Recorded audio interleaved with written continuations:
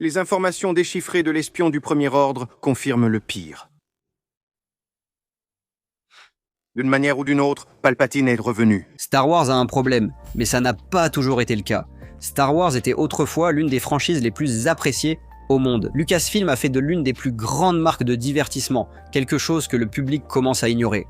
Et il est peut-être trop tard pour y remédier. Pourquoi Star Wars nous passionne-t-il moins qu'avant? Est-ce seulement la quantité de contenu médiocre produite, ou bien les responsables de la franchise qui manquent de direction claire? Eh bien, c'est un problème complexe et varié, mais la motivation derrière bon nombre de ces problèmes revient à une raison simple.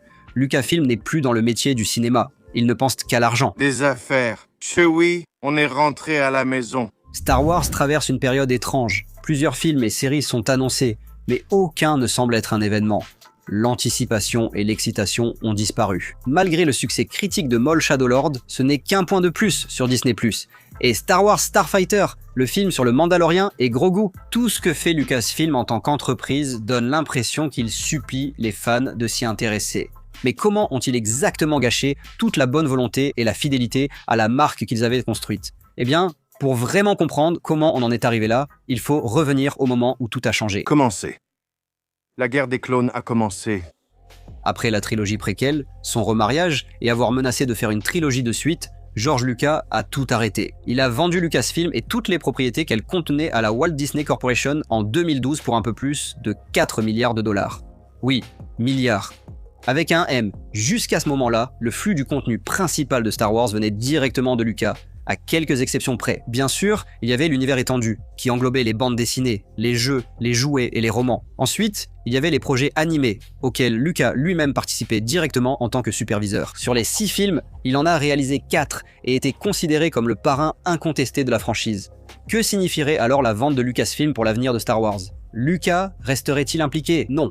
Mais comment tracerait-il une nouvelle voie sans lui? Eh bien, en octobre 2012, Kathleen Kennedy, productrice de longue date de Lucas et Spielberg, a été nommée nouvelle présidente de Lucasfilm et Bob Iger, alors PDG de Disney, lui a donné des instructions précises, faire plus de Star Wars. Le plan initial de George pour la nouvelle trilogie suivait les descendants des Skywalker face à Dark Maul ressuscité, devenu seigneur du crime galactique. Cependant, il y a eu des désaccords en coulisses, et Lucas a fini par se séparer complètement de son ancienne entreprise. Eh bien, ce sont mes créations, vous savez, je les aimais, je les ai créées, je les ai vendues aux esclavagistes blancs qui prennent ces choses et... Il est difficile de s'en souvenir, mais à l'époque, la plupart des fans considéraient la prélogie comme mauvaise, et la trilogie originale comme bonne. Donc, Disney était très réticent à faire quoi que ce soit qui ne respecte pas le style et le ton des 3 films originaux. Et c'est là qu'on arrive au premier véritable faux pas cataclysmique de la licence Star Wars. Ils ont abandonné l'univers étendu. Ils ont choisi de ne pas planifier toute la trilogie et ont vite lancé des histoires d'origine et des films dérivés. D'abord, l'univers étendu. Tous les jeux, livres et bandes dessinées, autrefois considérés comme faisant partie du canon, ont été décanonisés et renommés Star Wars Legends. Ce ne serait que la première grosse erreur plongeant Lucasfilm dans une spirale incontrôlable. À son annonce, la nouvelle trilogie était l'un des événements cinématographiques les plus attendus du siècle. Les gens attendaient depuis le retour du Jedi pour revoir Luke.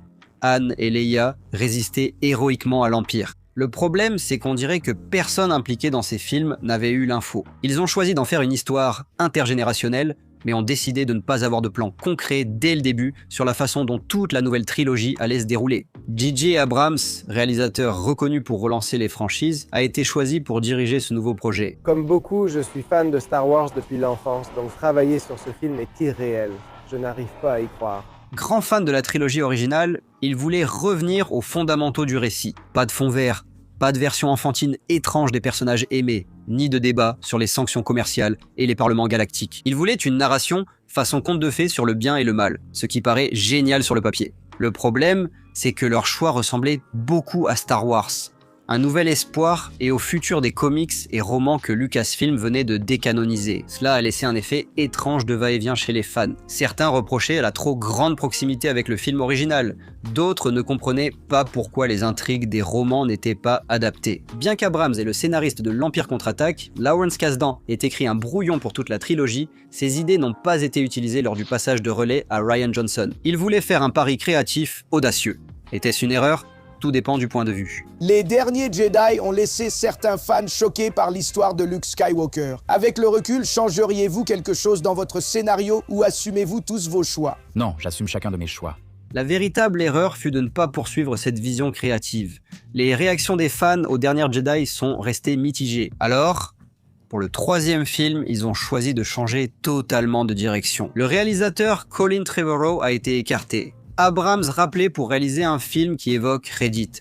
Chaque choix créatif a été annulé. Les arcs des personnages n'ont pas abouti. L'univers que le 2e volet avait tenté de construire a été complètement détruit. Et ils ont même réussi, d'une manière ou d'une autre, à faire revenir Harrison Ford pour 5 minutes dans des tentatives pathétiques de plaire au public. Le film est aussi lâche que cynique, et aussi dépourvu de créativité que mal planifié. Et ensuite viennent les films dérivés. Kennedy, Lucasfilm et Disney auraient dû freiner pour repenser ce qu'ils voulaient faire à l'avenir. Il y avait trop d'argent en jeu.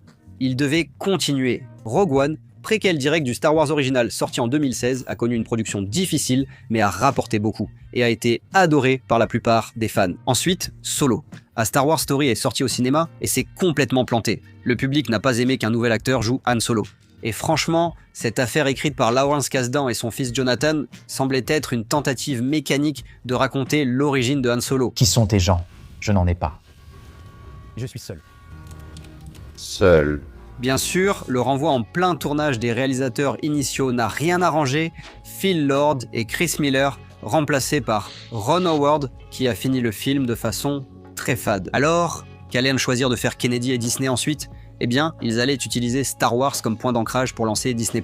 Première tentative d'attirer les fans sur la nouvelle plateforme, The Mandalorian. L'idée était simple. Une série western procédurale sur Boba Fett, mais sans lui, mais grâce à la popularité du nouveau personnage Bébé Yoda, qui sera plus tard nommé Grogu, Star Wars était de retour. Enfin, seulement sur le petit écran, avec un faux sentiment de confiance. Plusieurs nouveaux projets et Star Wars furent rapidement lancés en production durant la pandémie, y compris un spin-off de Mando, intitulé Le livre de Boba Fett, qui a repositionné le chasseur de primes maléfique, préféré de tous en tant que shérif au grand cœur.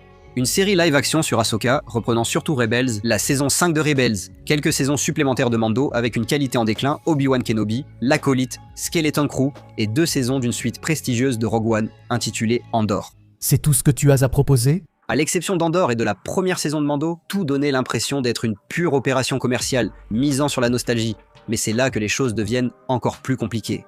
Le 15 janvier 2026, il a été annoncé que Kathleen Kennedy quittait la direction de Lucasfilm. Était-elle la meilleure pour ce poste ? Non. A-t-elle toujours pris les bonnes décisions ? Non plus. Mais c'était une vétérane de l'industrie qui avait produit certains des plus grands films de l'histoire et elle a plutôt bien su naviguer à travers les priorités changeantes de l'univers Disney. L'une des principales critiques à son encontre, c'est qu'elle ne semblait pas être une fan de Star Wars. Ce qui est vrai. Les choses se seraient-elles passées différemment si elle avait été une fan inconditionnelle ? Ça, c'est discutable. À quoi ressemblera Lucasfilm après le départ de Kathy ? Dave Filoni et Lin-Wyn Brennan ont été nommés co-directeurs de Lucasfilm pour l'avenir, ce qui est censé imiter la situation actuelle des films DC. Filoni joue le rôle créatif comme James Gunn, tandis que Wyn Brennan gère les affaires comme Peter Safran. De nombreux fans pensent que Filoni est un très bon choix, étant lui-même un grand passionné. Son expérience en prise de vue réelle et animation, ainsi que son apprentissage auprès de George Lucas, le distingue nettement du parcours de Kennedy. Il a eu de grands succès avec les débuts de The Mandalorian et certaines séries animées qu'il a aidé à créer. Ses élans créatifs visent plus à tisser des liens avec l'existant qu'à lancer de nouvelles initiatives audacieuses.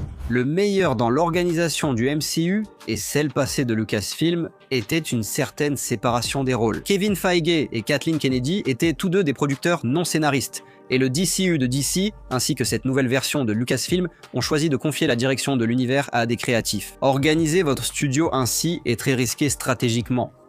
Cela devient incontrôlable. Maintenant, il y en a 2. Robert Evans n'a pas réalisé Le Parrain. Il avait plein d'autres films à gérer. Toute sa carrière ne dépendait pas d'un seul film. Si le Superman de Gunn avait échoué, serait-il toujours le grand patron ?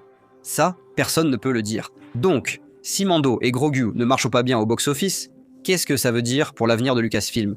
En gros, chaque version de Lucasfilm a eu ses problèmes. Lucas ne voulait pas faire de suite après le retour du Jedi. Ensuite, il s'est entouré de personnes qui lui disaient toujours oui, d'où la nature des préquels. Ensuite, c'était Kathleen Kennedy qui a été choisie et qui a raté le coche à certains moments clés. Plus précisément, Elle n'avait pas de vrai plan pour la postlogie. Et maintenant, nous subissons les conséquences en chaîne de l'effondrement de la bulle du streaming. Disney s'est fortement tourné vers le streaming. Ça a marché brièvement, puis ils ont réalisé que la croissance des abonnés n'était pas infinie. Alors, ils reviennent à la distribution en salle. La question est-ce trop tard? Et maintenant, les vrais gentils arrivent. Un gentil, personne ne viendra te sauver, garçon. Star Wars. C'était un film pour lequel on campait 2 semaines devant le cinéma juste pour le voir. Et maintenant, on dirait quelque chose qui ressemble visuellement à un téléfilm que ton père va regarder un dimanche après-midi. On n'est pas prêt d'arrêter d'avoir du Star Wars. Et Dave Filoni ne va pas quitter Lucasfilm, même s'il le devrait. Le problème ne vient pas de Lucasfilm en tant qu'entreprise. Le problème, c'est nous tous. On continue d'aller chercher ces histoires à la même source en s'attendant à quelque chose de différent. Alors que, fondamentalement, ça n'arrivera pas. Andor montrait brillamment ce que Star Wars peut être, mais reste une exception. Le reste de Star Wars manque de maturité, de profondeur et de joie pour séduire aussi bien les jeunes que les adultes. Le problème avec Lucasfilm, ce n'est pas qu'il y a un problème avec Lucasfilm, c'est qu'il ne reste plus qu'un empire d'entreprises cannibalisé pour en récupérer les morceaux. Eh bien, c'est tout pour cet épisode. Qu'en pensez-vous? Pensez-vous que Lucasfilm peut être sauvé? Dites-le nous en commentaire. Merci aussi d'aimer, partager et vous abonner pour d'autres vidéos similaires.